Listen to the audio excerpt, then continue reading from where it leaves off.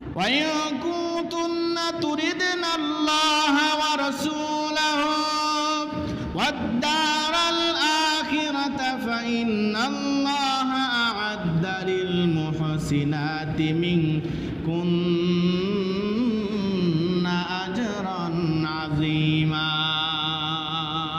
জোরে বলেন আল্লাহু আকবার। আল্লাহ রাব্বুল আলামিন সঙ্গে সঙ্গে যখন আয়াত নাজিল করলেন, রাসূল কোনো উত্তর দিলেন না। রাসূলুল্লাহ সাল্লাল্লাহু আলাইহি ওয়াসাল্লাম চুপ করে মসজিদ থেকে বাইর হয়ে বাড়ির দিকে রওনা দিলেন।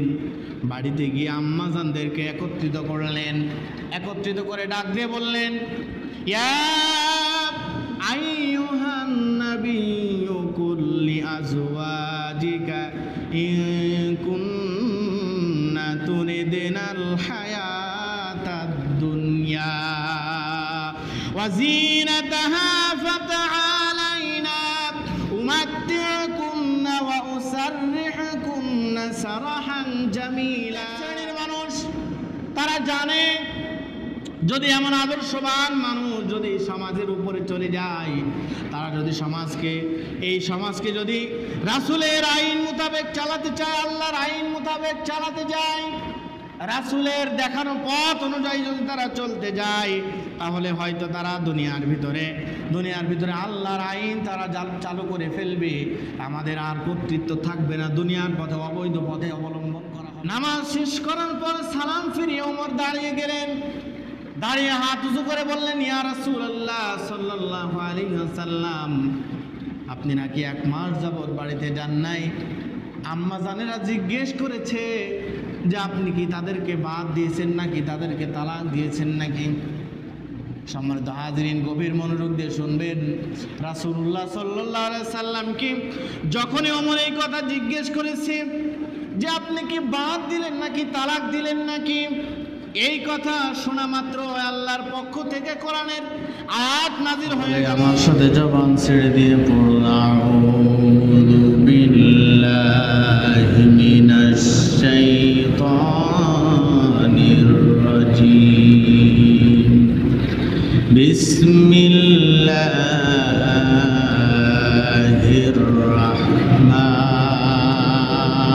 রাহমানির রহিম। لقد كان لكم في رسول الله أسوة حسنة لمن كان يرجو الله واليوم الآخر وذكر الله كثيرا.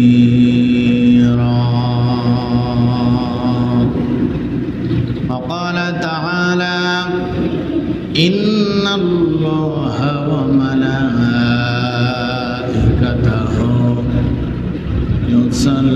يصلون على النبي يا أيها الذين آمنوا صلوا عليه وسلموا تسليما. اللهم صل على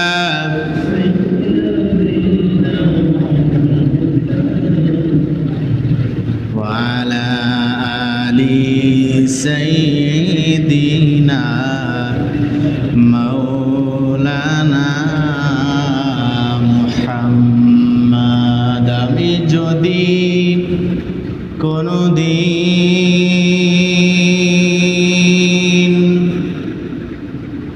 তায়েফে যাই,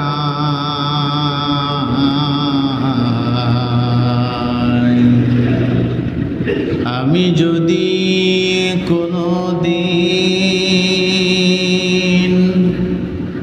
তায়েফে যাই,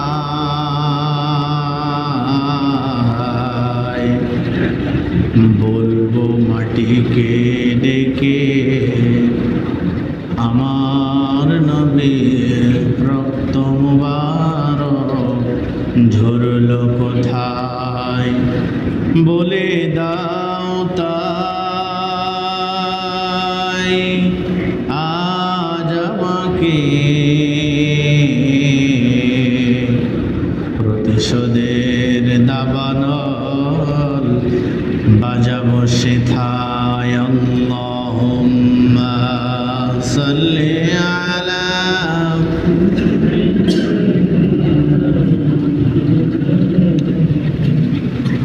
ওয়া আলা আলি সাইয়্যিদিনা মাওলানা মুহাম্মাদ বালাগাল উলা বিকামালিহি কাশাফাদ দুজা বিজামালিহি হাসানাত জামিউ খিসালিহি সাল্লু আলাইহি ওয়া আলিহি। একটু জিকির করি লা ইলাহা ইল্লাল্লাহ লা ইলাহা ইল্লাল্লাহ লা ইলাহা ইল্লাল্লাহ লা ইলাহা ইল্লাল্লাহ লা ইলাহা ইল্লাল্লাহ লা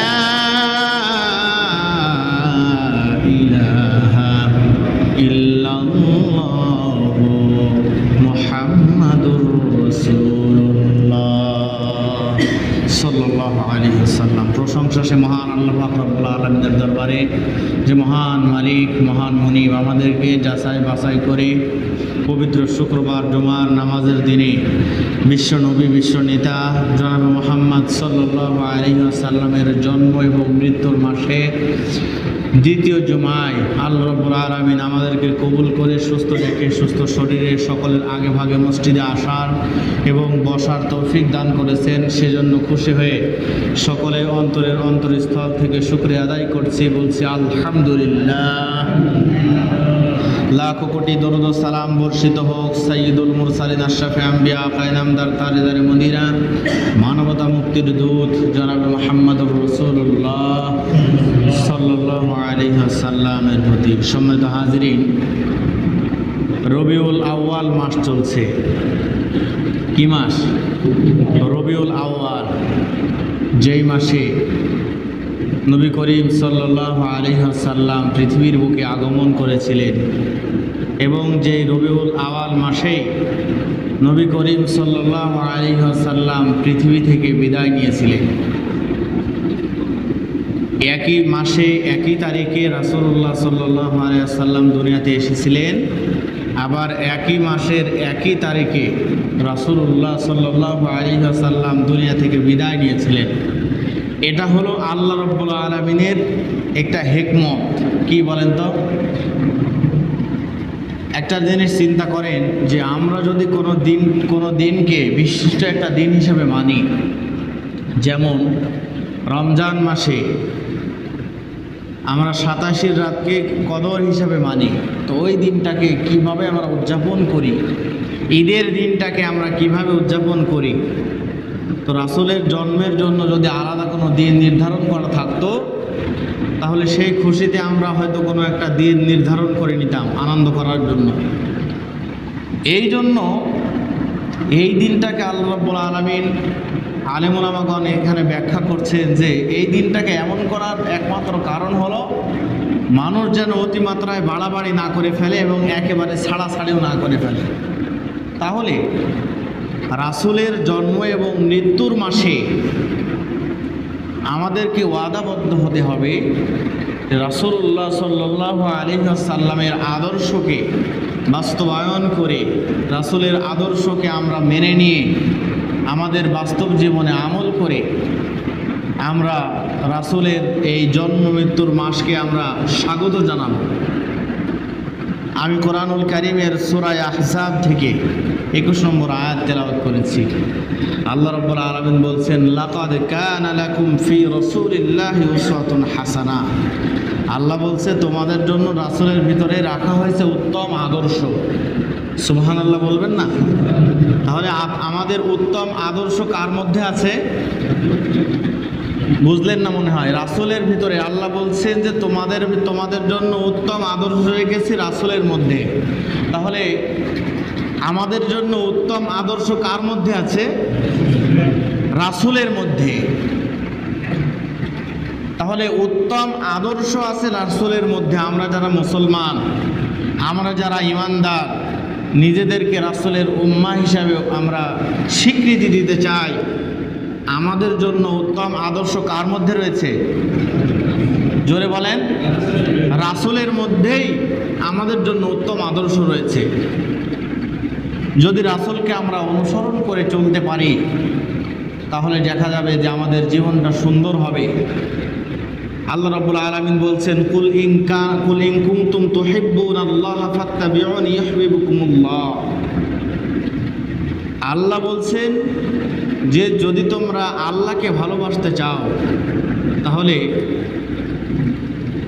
যদি আল্লাহকে ভালোবাসতে চাও, কোনো জিনিসকে যখন আমরা ভালোবাসি তখন তাকে আমরা ভালোবাসা দেখাতে গিয়ে সেই ব্যক্তির দিকে যখন কোনো ব্যক্তিকেন্দ্রিক আমাদের ভালোবাসা হয়, আমাদের মহাব্বত যখন কোনো ব্যক্তিকেন্দ্রিক হয়, ওই ব্যক্তিকে ভালোবাসা বোঝানোর জন্য তার জন্য ভালো মন্দ কোনো খাবার দেওয়া, তাকে ভালো মন্দ পোশাক দেওয়া, তার সামনে ভালো ব্যবহার করা, তার সামনে সুন্দর ভাষায় কথা বলা, এইগুলোই তো আমরা চেষ্টা করি, নাকি বলেন? আল্লাহ বলছেন যদি আল্লাহকে তোমরা ভালোবাসতে চাও তাহলে তোমরা রাসূলকে অনুসরণ করো। আল্লাহকে ভালোবাসতে হলে কাকে অনুসরণ করতে হবে? আল্লাহকে ভালোবাসতে হলে রাসূলকে অনুসরণ করতে হবে। কারণ আল্লাহকে ভালোবাসতে হলে আমরা তো সরাসরি আল্লাহকে পাচ্ছি না, আল্লাহকে সরাসরি আমরা দেখতে পাচ্ছি না। তাহলে আল্লাহকে ভালোবাসতে হলে আল্লাহর রাসূলকে ভালোবাসতে হবে। রাসূল বলছে যদি আমাকে ভালোবাসতে চাও তাহলে আমার দেখানো পথকে তোমরা অনুসরণ করো। আমার পথ কোথায়? রাসূল বিদায় ভাষণের সময় বললেন যে আমার পথ হলো, তোমাদের মাঝে আমি দুইটা জিনিস রেখে গেলাম, এই দুইটা জিনিস যদি তোমরা আঁকড়ে ধরে রাখতে পারো তাহলে আমি রাসূলকে তোমাদের প্রকৃতপক্ষে ভালোবাসা হবে। তোমরা দুনিয়ার বুক থেকে সমস্ত রকম বিপদ আপদ বালা মুসিবত থেকে তোমরা বাঁচতে পারবে। সুবহানাল্লাহ বলবেন না? পথ কয়টা? পথ কয়টা? দুইটা পথ। এই দুইটা পথ হলো, এক হলো আল্লাহর কোরআন আর দুই হলো রাসূলের হাদিস, রাসূলের সুন্নাহ। এই দুইটা জিনিস আল্লাহ রাসূল সাল্লাল্লাহু আলাইহি ওয়াসাল্লাম আমাদের জন্য রেখে গেলেন উত্তম আদর্শের জন্য। এখন যদি আমরা রাসূলের এই পথকে অনুসরণ না করি, অনেকেই দেখা যাচ্ছে অনলাইনের ভিতরে অনেক আলেম ওলামারা আমরা অনেকেই দেখতে পাচ্ছি যারা অনলাইনের ভিতরে থাকি, যে 12ই রবিউল আওয়াল আসার, এক কথায় রবিউল আওয়াল মাস আসলে অনেকেই অতিমাত্রায় বাড়াবাড়ি, অনেকেই অতিমাত্রায় ছাড়াছাড়ি, অর্থাৎ রাসূলকে ভালোবাসা দেখাতে গিয়ে তারা এমন কিছু করে যেগুলো ইসলামের নামে ভণ্ডামি ছাড়া কিছুই হয় না। অথচ এই রবিউল আওয়াল মাস চলে গেলে আগে পরে কোনো ইবাদত বন্দেগী তাদের থাকে না। এমন হয় না বলেন? এমন অনেক হয়। কিন্তু রাসূলের সুন্নাহ মানার সময় শুধু রবিউল আওয়াল মাস নাকি 12 মাস? জীবনের শুরু থেকে একেবারে মানে মায়ের কোল থেকে কবরে যাওয়ার আগ পর্যন্ত যতটুকু হায়াত আল্লাহ রাব্বুল আলামিন রেখেছেন, আমার জ্ঞান বুদ্ধি হওয়ার পর থেকে যতদিন পর্যন্ত আমার মৃত্যু না হচ্ছে ততদিন পর্যন্তই রাসূলের সুন্নাহকে অনুসরণ করে চলতে হবে। কিন্তু শুধুমাত্র রবিউল আওয়াল মাস আসলেই যে আমাদের মানতে হবে এটা নয়। তাহলে সম্মানিত হাজিরিন, এই রবিউল আওয়াল মাস থেকে আমাদের সিদ্ধান্ত নিতে হবে যে রাসূলের মধ্যে যে উত্তম আদর্শ আমাদের জন্য আল্লাহ রাব্বুল আলামিন রেখেছেন, এই উত্তম আদর্শ যেন আমরা রবিউল আওয়াল মাস থেকে আমরা মেনে নিতে পারি এবং সামনের দিনগুলো আল্লাহ রাব্বুল আলামিন আমাদের হায়াত যতদিন রেখেছেন, হায়াতের প্রত্যেকটি মুহূর্ত যেন আমরা রাসূলের সুন্নাহ দিয়ে পরিপূর্ণ করে নিতে পারি। বলছে আল্লাহুম্মা আমিন। আল্লাহ রাব্বুল আলামিন আমাদের সকলকে তৌফিক দান করুক। সকলে বলছে আল্লাহুম্মা আমিন। আল্লাহ রাব্বুল আলামিন বলছেন যে ওমা আরসালনাকা ইল্লা রাহমাতাল লিল আলামিন। আল্লাহ রাব্বুল আলামিন রাসূলুল্লাহ সাল্লাল্লাহু আলাইহি ওয়াসাল্লামকে গোটা পৃথিবীর মানুষের জন্য রহমত হিসাবে সৃষ্টি করেছে। বলেন সুবহানাল্লাহ। ইতিপূর্বে যত নবী রাসূল দুনিয়ার বুকে আসতেন, এক এক নবী, কোন নবী তার গোষ্ঠীর জন্য, কোন নবী তার বংশের জন্য, কোন নবী একটা শহরের জন্য, কোন নবী একটা দেশের জন্য, এইভাবে আল্লাহ রাব্বুল আলামিন নবী রাসূলদেরকে দুনিয়াতে প্রেরণ করেছেন। কিন্তু শেষ নবী জনাব মুহাম্মদুর রাসূলুল্লাহ সাল্লাল্লাহু আলাইহি ওয়াসাল্লামকে গোটা জাহানের জন্য রহমত হিসেবে সৃষ্টি করেছেন। সুবহানাল্লাহ। তাহলে সম্মানিত হাজিরিন, আরো একবার প্রশ্ন করছি, আমাদের জন্য উত্তম আদর্শ কার মধ্যে আছে বলেন তো? রাসূলের মধ্যে। তাহলে রাসূলের গোটা 63 বছর জিন্দেগির ভিতরে রাসূলের নবুয়ত প্রাপ্ত 23 বছর জিন্দেগির আলোচনা করা আমাদের এই 23 মিনিটের ভিতরে সম্ভব নয়। কিন্তু এর ভিতর থেকে সংক্ষিপ্ত কিছু কথা বলা যেতেই পারে, নাকি বলেন? 23 বছরের আলোচনা 23 মিনিটে শেষ হবে বলেন? কখনো শেষ হবে না। কিন্তু 23 বছরের এই জিন্দেগির ভিতরে সামান্য কিছু কথা, যেহেতু রাসূলের জন্মের মাস, রাসূলের মৃত্যুর মাস, আমরা এখান থেকে কিছু শিক্ষা নিতে চাই। রাসূলের জন্মের মাসে আমরা রাসূলের ভিতর থেকে এমন কিছু শিক্ষা নিতে চাই যে শিক্ষাগুলো আমরা আমাদের বাস্তব জীবনে পালন করতে পারবো।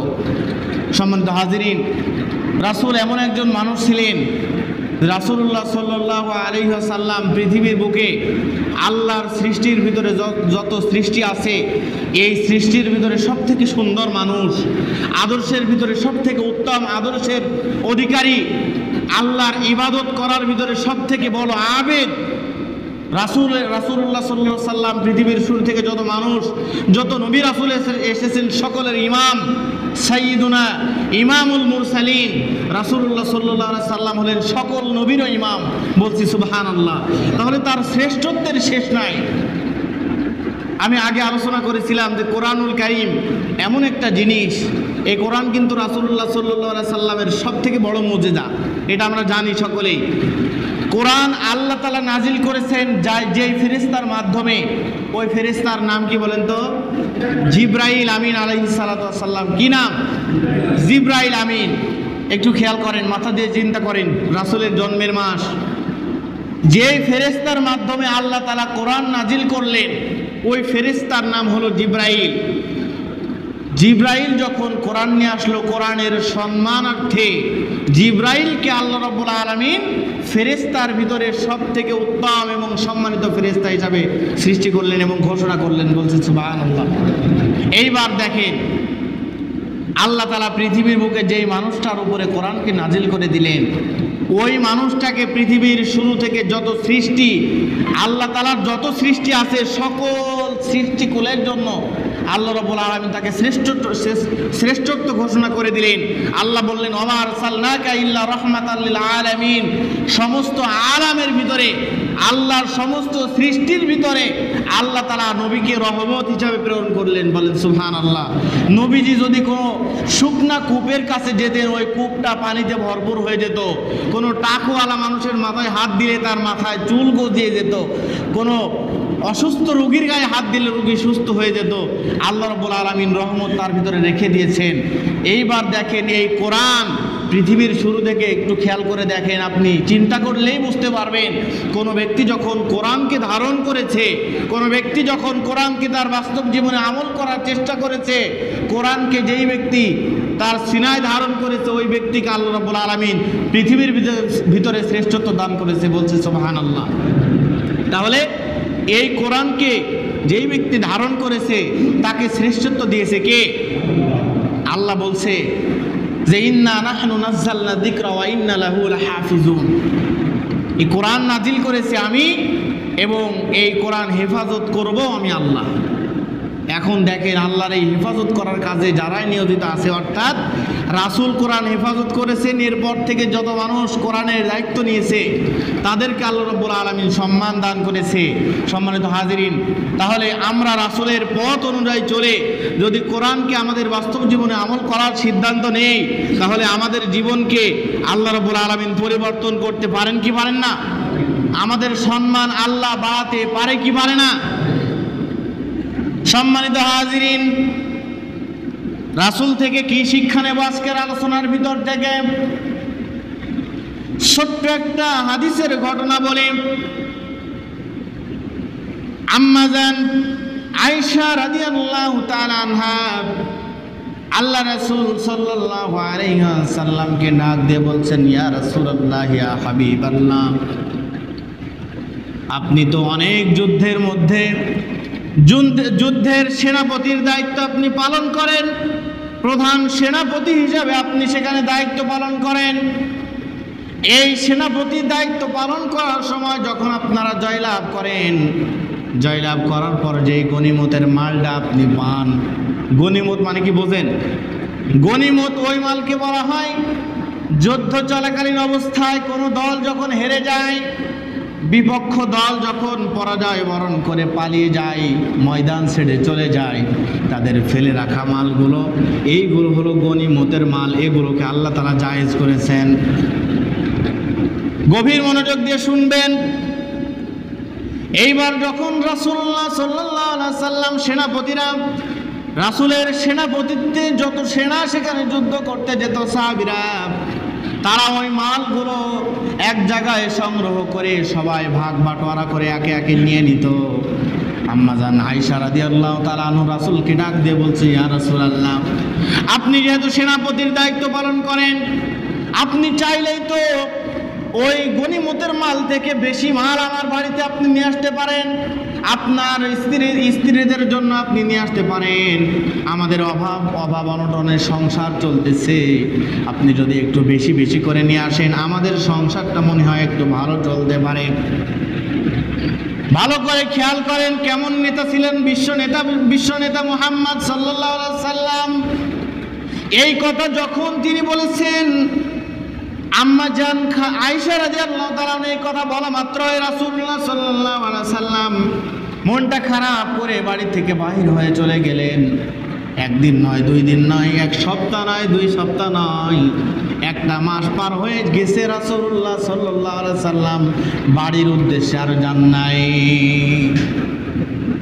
এইবার আম্মা জানেরা হযরত ওমর ইবনুল খাত্তাব রাদিয়াল্লাহু তাআলা আনহুর কাছে চলে গেলেন। ওমর ইবনুল খাত্তাব রাদিয়াল্লাহু তাআলা আনহুর কাছে গিয়ে ডাক দিয়ে বলছে, হে ওমর, আল্লাহর নবীর সাহাবী, আপনি একটু রাসূলের কাছে গিয়ে প্রশ্ন করেন, রাসূলুল্লাহ সাল্লাল্লাহু আলাইহি সাল্লাম 1 মাস যাবত বাড়িতে আসেন নাই। কতদিন? 1 মাস যাবত বাড়িতে আসেন নাই। গভীর মনোযোগ মুসলমান। এই 1 মাস তিনি বাড়িতে আসেন নাই, আমাদের খোঁজ খবর নেন নাই। তার কাছে আপনি এতটুকু প্রশ্ন করবেন, তিনি কি আমাদের ছেড়ে দিলেন নাকি তালাক দিয়ে দিলেন নাকি আমাদেরকে তিনি বাদ দিলেন নাকি, আপনি এতটুকু প্রশ্ন রাসূলের কাছে গিয়ে করবেন। এবার ওমর ইবনুল খাত্তাব রাদিয়াল্লাহু তাআলা নামাজ আদায় করার জন্য মসজিদে গিয়ে নামাজ শেষ করার পর সালাম ফিরিয়ে ওমর দাঁড়িয়ে গেলেন। দাঁড়িয়ে হাত উঁচু করে বললেন, ইয়া রাসূলুল্লাহ সাল্লাল্লাহু আলাইহি ওয়াসাল্লাম, আপনি নাকি 1 মাস যাবত বাড়িতে যান নাই। আম্মা জানেরা জিজ্ঞেস করেছে যে আপনি কি তাদেরকে বাদ দিয়েছেন নাকি তাদেরকে তালাক দিয়েছেন নাকি। সম্মানিত হাজিরিন, গভীর মনোযোগ দিয়ে শুনবেন। রাসূলুল্লাহ সাল্লাল্লাহু আলাইহি সাল্লামকে যখনই ওমর এই কথা জিজ্ঞেস করেছে যে আপনি কি বাদ দিলেন নাকি তালাক দিলেন নাকি, এই কথা শোনা মাত্র আল্লাহর পক্ষ থেকে কোরআনের আয়াত নাযিল হয়ে গেল। সূরা আহজাবের ভিতরে আল্লাহ তাআলা নবীকে জানিয়ে দিলেন, ইয়া আইয়ুহান নাবিয়্যু কুল্লি আজওয়াজিকা ইন কুনতুন্না তুরিদনাল হায়াতাদ দুনিয়া ওয়া যিনাতাহা ফাতাআলাইনা উমাত্তি'কুন্না ওয়া উসাররিহুকুন্না সারাহান জামিলা। রাসূলুল্লাহ ডাক দিয়ে বললেন, ও রাসূলের স্ত্রীগণ, আল্লাহ সঙ্গে সঙ্গে তোমাদের জন্য আয়াত নাজিল করেছে, তোমরা যদি দুনিয়ার চাকচিক্য চাও, তোমরা যদি দুনিয়ার এই সম্পদ চাও, দুনিয়ার মায়া মহাব্বত চাও, দুনিয়ার ভিতরে সুখে সংসার করতে চাও, দুনিয়ার ভিতরে যদি তোমরা ভালো থাকতে চাও, তাহলে তোমরা আমাকে বলো, আমি তোমাদেরকে কিছু ধন সম্পদ দিয়ে দেই। আল্লাহর পক্ষ থেকে কিছু সম্পদ তোমাদেরকে আমি দিয়ে দেই। এই সম্পদগুলো দেওয়ার পরে তোমাদেরকে আমি ছেড়ে দেই, তোমরা দুনিয়ার ভিতরে ভালো থাকো। আর যদি তোমরা এটা না চাও, যদি তোমরা চাও, ওয়াইন কুনতুন্না তুরিদিনাল্লাহ, যদি তোমরা আল্লাহকে চাও, ওয়া রাসূলাহু ওয়াদ-দারাল আখিরা, রাসূল চাও, আখিরাত চাও, ফাইন্নাল্লাহা আ'আদ্দালিল মুহসিনাতি মিনকুন্না আজরান আযীমা, তাহলে তোমরা সৎকর্মশীল হও এবং দুনিয়ার মায়া মহাব্বত তোমাদেরকে ত্যাগ করতে হবে। জোরে বলেন সুবহানাল্লাহ। তাহলে খেয়াল করেন, এখান থেকে একজন উত্তম আদর্শবান নেতার শিক্ষা নেওয়া যেতে পারে। একজন নেতা দুনিয়ার ভিতরে কেমন ভাবে সে চলাফেরা করবে।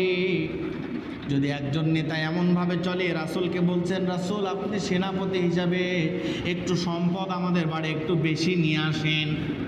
সম্মানিত হাজিরিন, এই কথা বলা মাত্র রাসূল এমন রাগ করলেন, 1 মাস তিনি আর বাড়িতে যান নাই। পরবর্তীতে আল্লাহ তাআলা কোরআনের আয়াত নাজিল করার পর তখন তিনি বাড়িতে ফেরত গেলেন এবং বললেন, ও আমার স্ত্রীগণ, যদি তোমরা দুনিয়ার ভিতরে চাকচিক্যময় চাও, দুনিয়ার ভিতরে যদি সুখ শান্তি চাও, দুনিয়ার ভিতরে যদি আরাম এসে তোমরা কাটাতে চাও, তাহলে বলো, তোমাদেরকে আমি সম্পদ দান করে দেই, এই সম্পদগুলো নিয়ে তোমরা চলে যাও। আর যদি তোমরা দুনিয়ার ভিতরে আল্লাহকে রাজি খুশি করতে চাও, রাসূল পেতে চাও, আখিরাতমুখী কাজ করতে চাও, তাহলে তোমাদেরকে সৎকর্মশীল হতে হবে।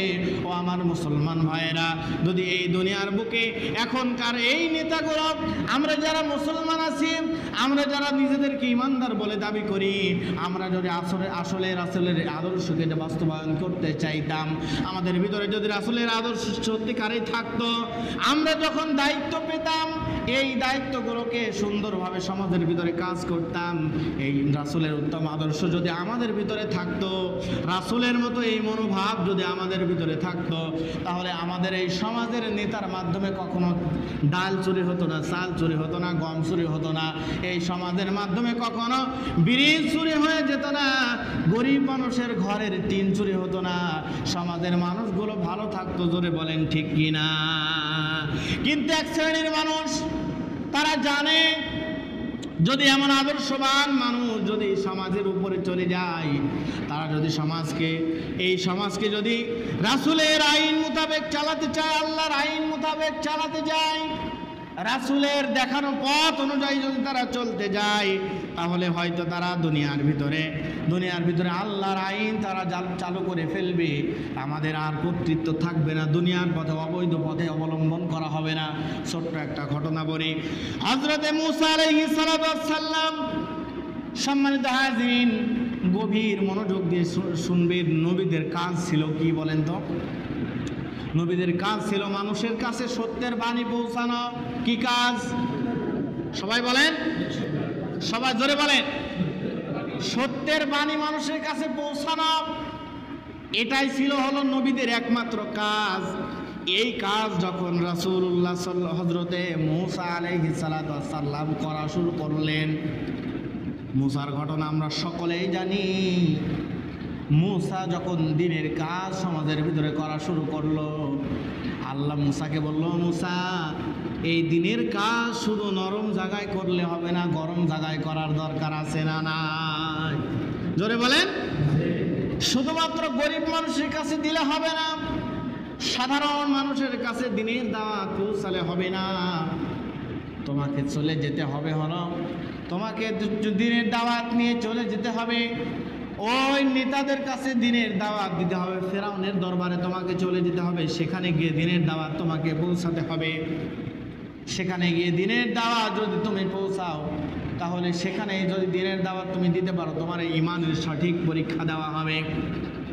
হযরত মূসা আলাইহিস সালাম যখন তিনি দ্বীনের দাওয়াত নিয়ে ফিরাউনের দরবারে চলে গেল, ফিরাউনের দরবারে যাওয়ার পর ফিরাউন তার সাথে মোকাবেলা করার জন্য যখন তার জাদুকরদেরকে নিয়ে আসলো, যখন মুসার কেরামতি দেখে, মুসার মৌজিজা দেখে, আল্লাহর এই কাজ দেখে, আল্লাহর মৌজিজা দেখে যখন তাদেরকে মোকাবেলা করার জন্য জাদুকরদেরকে নিয়ে আসা হলো, যখন মুসার প্রতি জাদুকররা ঈমান আনলো, তখন জোরে বলেন সুবহানাল্লাহ। যেই জাদুকররা মুসা নবীকে, যে জাদুকররা মুসা আলাইহিস সালাতু ওয়াস সালামকে পরাজিত করার জন্য আসলো, তারা খেয়াল করে দেখলো এটা দুনিয়ার কোনো জাদু নয়। দুনিয়ার জাদু যদি হইতো আমরা এতগুলো জাদুকর মিলে তাকে পরাজিত করতে পারলাম না। তারা এর জাদু অবশ্যই জাদু হতে পারে না, এটা অবশ্যই একজন আল্লাহর কাজ। ধরে বলেন ঠিক কিনা? তাহলে আল্লাহ রাব্বুল আলামিনের এই মুজিজা দেখে সকলে যখন ঈমান আনলাম, ঈমান আনার পরে ভালো করে খেয়াল করেন আমাদের সমাজের মানুষের সাথে মিল খায় কিনা। মুসা যখন সকলকে ঈমান আনালো, সকলকে যখন কালিমা পড়িয়ে নিল, সকল জাদুকররা যখন মুসার দিকে চলে গেল, এইবার ফিরাউন ডাক দিয়ে বলছে, আক্তুল মুসা, আমাকে ছেড়ে দাও, মুসাকে হত্যা করব। কি বলছে? আমাকে ছেড়ে দাও, আর ধরে রেখো না, ছেড়ে দাও, মুসাকে হত্যা করবো। ওয়ালিয়াদু রাব্বা, মুসা তার রবকে ডেকে নিয়ে আসো। যদি আমাকে তোমরা না ছাড়ো তাহলে কি হবে? তাহলে ইন্নী আখাফু আইয়ুবাদদিলা দীনাকুম, মুসা যদি ছেড়ে দেয়, মুসাকে যদি ছেড়ে দেওয়া হয়, তোমাদের দিন থেকে সে পথভ্রষ্ট করে দেবে, সে তার দিনকে বাস্তবায়ন করে দেবে, সমাজে বিশৃঙ্খলা সৃষ্টি করবে। সম্মানিত হাজিরিন, সত্যি করে বলেন তো, মুসার দিন কি সমাজে বিশৃঙ্খলা সৃষ্টি করে নাকি? মুসার দিন কি সমাজে বিশৃঙ্খলা সৃষ্টি করে? বিশৃঙ্খলা হয় না শান্তি হয়? বলেন। আসলে বিশৃঙ্খলা সৃষ্টিকারী হলো ফিরাউন। তাহলে ফিরাউনের শেষ পরিণতি কি হয়েছিল আমরা সকলেই জানি। বিস্তারিত এত কথা বলার সময় নাই। আজকের সমাজে আলেম ওলামা যখন দিনের দাওয়াত নিয়ে আমাদের কাছে যায়, এক শ্রেণীর মানুষ বলে, ঈমান আনবা তুমি একা আনো, দিন মানবা তুমি একা মানো, নামাজ পড়বা একা পড়ো, কোরআন পড়বা একা পড়ো, কিন্তু সমাজের ভিতরে দাওয়াত দেওয়া যাবে না, সমাজের ভিতরে দাওয়াত দেওয়া যাবে না। আমরা যখন দিনের দাওয়াত দেওয়ার জন্য, আলেমরা যখন দিনের দাওয়াত দেওয়ার জন্য মানুষের দ্বারে দ্বারে চলে যায়, তখনই আমাদের মতো আলেমদেরকে, বড় বড় আলেম যারা আছে দিনের দাওয়াত নিয়ে যায়, তাদেরকে অপমানিত লাঞ্ছিত হওয়া লাগে কি লাগে না? ধরে বলেন, অপমানিত লাঞ্ছিত হতে পারে। সূরা আসরের ভিতরে আল্লাহ এই জন্য বলছেন যে তোমরা প্রথমে ঈমান আনবা, এরপরে তোমরা সঠিক আমল করবা, হকের পথে চলবা, মানুষকে হকের দাওয়াত দিবা। এই দাওয়াত দেওয়ার সময় যত বিপদ আসুক না কেন, যত মুসিবত আসুক না কেন, ওয়াতাওয়াসাউ বিসসবর, তোমাদেরকে ধৈর্য ধারণ করতে হবে। ধৈর্য ধারণ করে করে যখন তোমরা আল্লাহর সন্তুষ্টি অর্জন করতে পারবে, যখন তোমরা একেবারে বিপদের দ্বার প্রান্তে পৌঁছে যাবে, যখন তোমাদের সহযোগিতার হাত বন্ধ হয়ে যাবে, যেভাবে ফিরাউনকে আল্লাহ তাআলা শেষ করেছিলেন, নীল নদীতে ডুবিয়ে চুবিয়ে চুবিয়ে পচা কাদা খাওয়িয়ে যেভাবে শেষ করেছিলেন, যেভাবে আল্লাহ রাব্বুল আলামিন নমরুদকে ন্যাংরা মশা দিয়ে শেষ করেছিলেন, যেভাবে আল্লাহ রাব্বুল আলামিন আবু জেহেলকে ছোট্ট ছোট্ট বাচ্চার হাতে দুনিয়া থেকে বিদায় করেছিলেন, যেভাবে শেখ হাসিনাকে আল্লাহ রাব্বুল আলামিন ছোট্ট ছোট্ট বাচ্চাদের হাত থেকে দেশ ছাড়া করেছেন, ঠিক সেভাবে আল্লাহ রাব্বুল আলামিন ওই জালেমদেরকে দুনিয়া থেকে উৎখাত করতে 1 সেকেন্ড সময় নেবে না। জোরে বলেন ঠিক কি না? তাহলে আমরা যারা ইমানদার, নিজেদেরকে ইমানদার বলে দাবি করি, এক শ্রেণীর মানুষ যারা বলে হুজুরদের কাজ শুধু মাহফিল করা, হুজুরদের কাজ শুধু মসজিদে বক্তৃতা দেওয়া, হুজুরদের কাজ হলো নামাজ পড়ানো, হুজুরদের কাজ হলো শুধু মাদ্রাসায় শিক্ষকতা করা, হুজুরদের কাজ হলো শুধুমাত্র এইগুলা করা, হুজুররা কেন ইসলাম নিয়ে রাজনীতি করে? এই কথা বলে কি বলে না? বলেন। আসলে আমরা ইসলাম নিয়ে রাজনীতি করি না, ইসলাম নিয়ে রাজনীতি কখনোই করি না, কিন্তু কোরআনের কথাগুলো বলার কর্তব্য আমাদের আছে না নাই? বলেন। কোরআনের কথা যদি রাজনীতি হয়, এই রাজনীতি করতে গিয়ে যদি বুকে তাজা রক্ত ঢেলে দিতে হয়, যদি চোখ দিতে হয়, যদি জবান দিতে হয়, যদি গলা দিতে হয়, যদি জীবনের সর্বোচ্চ দিয়ে যদি আমাদেরকে বিলীন করে দিতে হয়, এরপরেও যদি দিন কায়েম করতে পারি, এটাই আমাদের সার্থকতা। আল্লামা মামুনুল হক বলেছিলেন যে যদি দিন কায়েম করার জন্য আমাকে একবার শহীদ করা হয়, আল্লাহ আমাকে আবার জীবিত করে, আমি আবারও শহীদ হব, আবারও জীবিত করে আবারও শহীদ হব, যতবার জীবন পাবো ততবার আল্লাহর রাস্তায় শহীদ হব, কিন্তু আল্লাহর জমিনে আল্লাহর দিন বাস্তবায়ন করেই ছাড়বো। আমাদের এই সিদ্ধান্ত নিতে হবে। রাসূলের জন্ম এবং মৃত্যুর মাসে রাসূলুল্লাহ সাল্লাল্লাহু আলাইহি ওয়াসাল্লাম জীবনের শুরু থেকে জীবনের শেষ পর্যন্ত যতবার তিনি তার দান মুবারক শহীদ করেছেন, যতবার তিনি তার শরীরের রক্ত ঝরিয়েছেন, তিনি না খেয়ে থেকেছেন শুধুমাত্র সমাজে দিন কায়েম করার জন্য, সত্যকে বাস্তবায়ন করার জন্য। তিনি দেশ ছেড়েছেন সত্যকে বাস্তবায়ন করার জন্য। এই সত্যকে বাস্তবায়ন করতে গিয়ে যদি আমাদের দেশ ছাড়া লাগতে পারে, যদি পরিবার ছাড়া লাগতে পারে, যদি আমাদের জীবনের রক্ত ঢেলে দিতে হতে পারে, সব কিছু করতে রাজি। কিন্তু আমরা আগামীর বাংলাদেশে কোরআনের রাজ কায়েম করবই করবো ইনশাল্লাহ। রাজি আছেন ইনশাল্লাহ? আল্লাহকে হাত তুলে দেখান। আল্লাহ রাব্বুল আলামিন কবুল করুক। সকলে বলছে আল্লাহুম্মা আমিন। তাহলে সম্মানিত হাজিরিন, আমরা কি এই ওয়াদা করতে পারি না যে রাসূলের এই জন্মের মাসে রাসূল যেভাবে দিন কায়েম করে গেছেন, রাসূলের এই দিন কায়েমের অংশ হিসেবে আমরা যেহেতু মুসলমান, রাসূলের দায়িত্ব আমরা পালন করব। রাজি আছেন না ইনশাআল্লাহ? বলেন।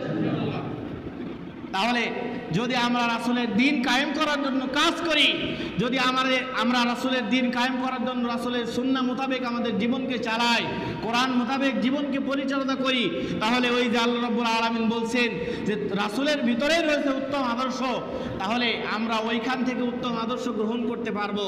আর যদি শুধুমাত্র আমাদের মিলাদ মাহফিলের ভিতরে, মসজিদের ভিতরে সীমাবদ্ধ রাখি, তাহলে কখনোই দিন কায়েম করা সম্ভব নয়। সম্মানিত হাজিরিন, তাহলে আমরা আজকে থেকে ওয়াদাবদ্ধ হচ্ছি যে রাসূলের এই জন্মের মাসে আমরা রাসূলের দিনকে সমাজে কায়েম করবো। এই ওয়াদা আমরা সকলে করছি ইনশাআল্লাহ। আল্লাহ রাব্বুল আলামিন আমাদের সকলকে তৌফিক দান করুক। সকলে বলছে আল্লাহুম্মা আমিন। রাসূলের জন্মের মাসে আমরা ওয়াদা করছি আমাদের হাত দিয়ে রাসূলের দিনের ক্ষতি হয়, আল্লাহর দিনের ক্ষতি হয় এমন কাজ আমরা আর করব না। সকলে বলছি ইনশাআল্লাহ।